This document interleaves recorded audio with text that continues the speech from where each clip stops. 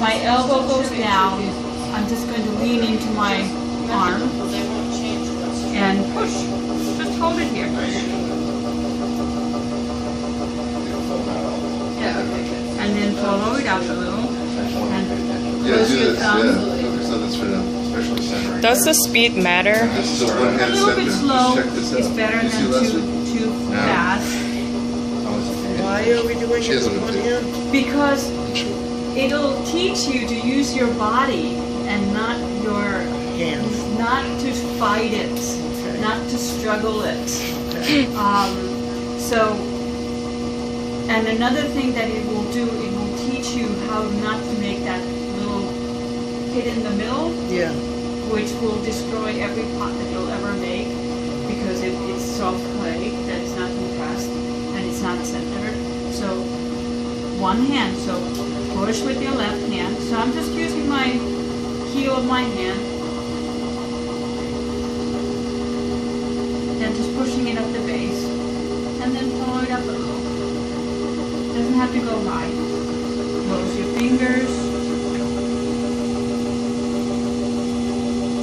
and bring it back down.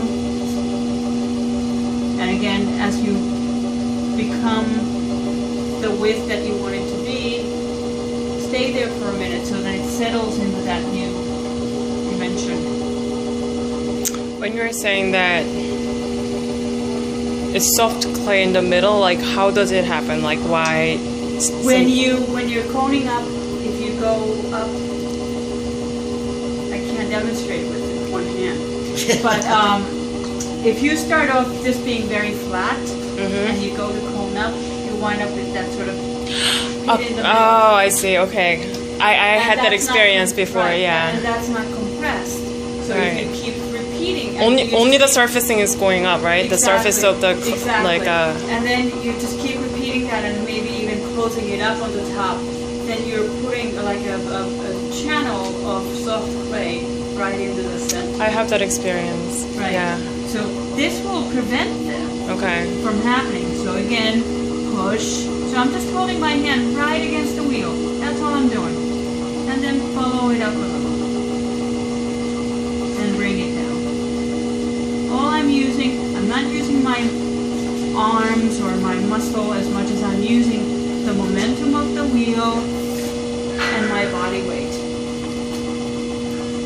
So again, push, hold, come up a little, and compress down. And then when you settle down at the bottom, hold it here for long enough so it settles back into the center. And that's pre-centered. Can I ask you another question? Of course you can. Okay. Is it significantly harder to do it with one hand? It's easier. It's easier. It's easier. Yeah, that's what Barbara Why don't we do said. it from the beginning? Because you just don't have the concept yet. You know, Okay. it's sort of like, that's why we go this way first before we go this way. Yeah, yeah. You Because taught us don't how to have- do that it's- first. It's a concept that needs a little bit more coordination Okay. and understanding the principles of how things work rather than just diving into it and saying, oh, let's just do it. But by second class, you should be doing this actually. So I will actually incorporate this into the way I'm going to teach the beginners now because it really helps. Mm-hmm. I like having options. Yeah, it's always a good to have a few. So now I will. So Barbara, you were saying earlier something about the fact that there's always so much clay in the bottom. Yes, I'll have a nice curve, but the very bottom of it, even if I trim it to that curve, it's still going to have a lot of clay. Right. So And it's not We're just gonna- having a big so- base. now everywhere you go and every instruction will say never have a mushroom as your starting off point. Well, this Never is one have a place. what? A mushroom? You know, so never cut. Comes out over the edge. Right. So now we're going to make a mushroom. Because we are doing bowl, Yes. right? That's what it is. So this becomes the platform for your bowl to sit on top of. Right. And now you have direct access to underneath it because it's sitting a which little bit helps higher. pull it up and out. Right, exactly. That was what. So I'm gonna go ahead and make a hole. So I'll just press an opening, and I'll be careful not to go deeper than my little platform. And then open this a little bit wider.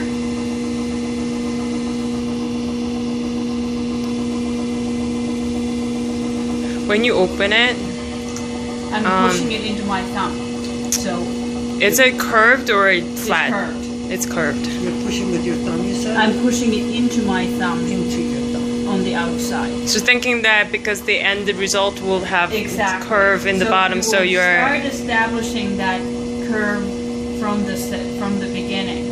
So it's very, again, it's a slider curve right here in the center. So it's a little bit flattish, and then down here it changes into more generous curve. So the other visual, other than when we were talking about trimming, that the foot is like a separate element. One of my teachers always said that if you can imagine a ball fitting right inside of the curve of your bowl, you've made a good bowl. Like if it fits snugly in there, then it's perfect. So now it's kind of lifted, it's centered, it's open, it's time to use two hands. Oh, that's. Yes. So now all this is pretty even because you've had the opportunity to squeeze the clay out and make this get a little bit more Again, you're generous. pushing into your thumb. Yes. So I'm just pinching it and allowing the wheel to pull the clay out for me. All I do is control it with my hand. So, I'll make sure that I have my little platform here, and I'll push, and then my outside hand is underneath it, and I will push down to it from the inside. Wait until you have the clay, and then lift it up, keeping that curve nice and steady. My fingers don't bend like yours. So that curve. Yeah, But that- my fingers don't bend like yours. You have the perfect hands. for the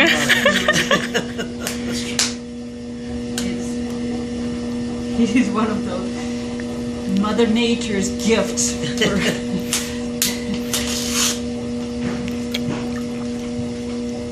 And then keep compressing the lip. It's soft, I'm going to build it up a little. So again, and one of the other things that may prevent you from having that curve is that you push in from the outside. So it's very important not to, and it's so hard not to, because that's all you want to do. You don't trust that pushing out will work. This hand receives and controls it. It doesn't push back. So one thing that I find helpful is not looking at your hands, but look here, if you can. Start training yourself to look at 9 o'clock instead of what your hands are doing, so you can see the curve develop in front of your eyes without something obscuring that view. And by the time it spins around, you have now had just that millisecond to react to it, and you will correct it. So again, from the center, and now my outside hand is here to squeeze up or receive what I'm squeezing down,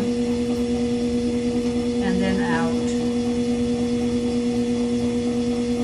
and look at the opposite side.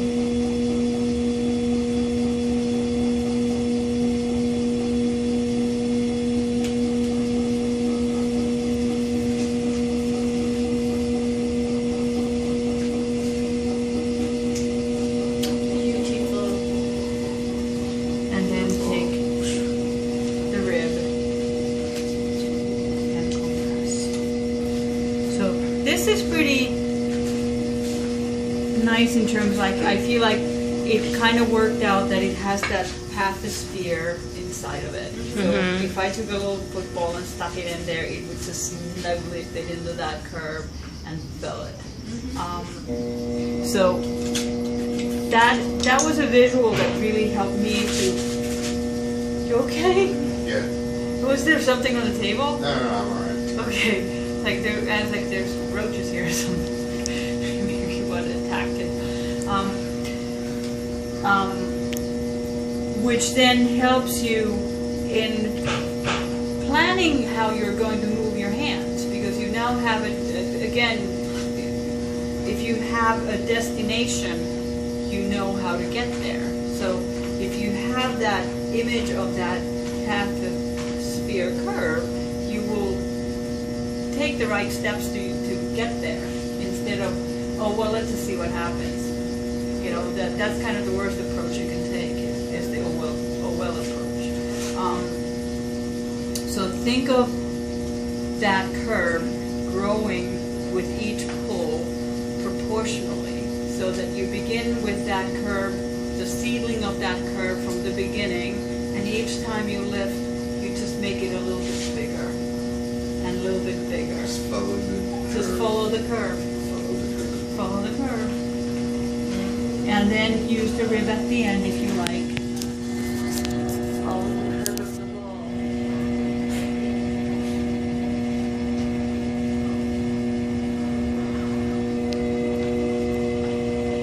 Dry it off, inside and out. I have no idea whether this is going to measure. Since it doesn't actually work as a lid. But it works. And then I think we did, Yeah, that's true. Turn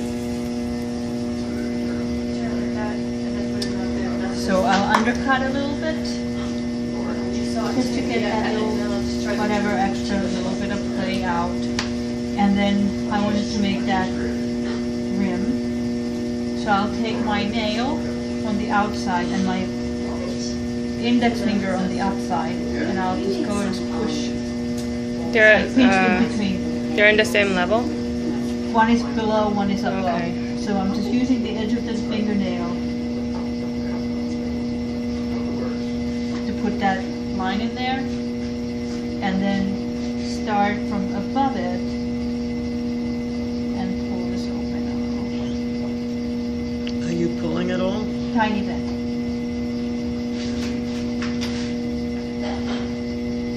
Maybe I want to go a little bit.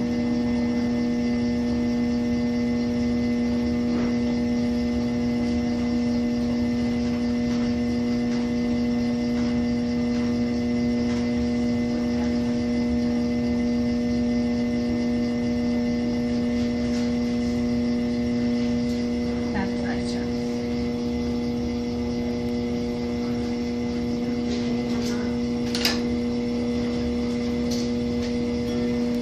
And support from underneath and press it.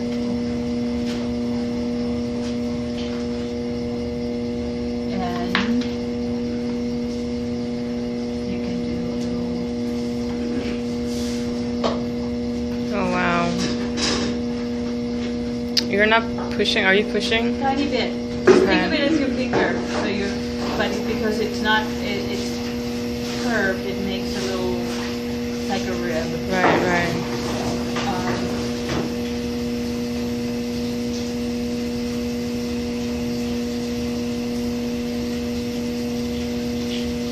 Trying to make that nice kind of shadow there, so that it finds that interior space. That's very nice.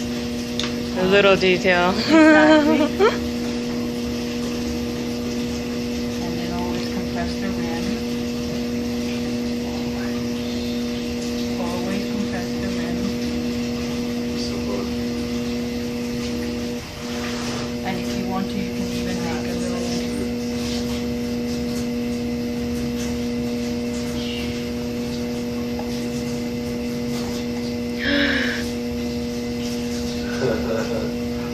Just a little something there. Just a little accent. Just a little accent that now lines it in. It brings it all so that you have a focus oh, what nice soup I'm having. So these are little things that are very effective. They're not hard to do. They make a huge difference at the end of the process when you see the finished.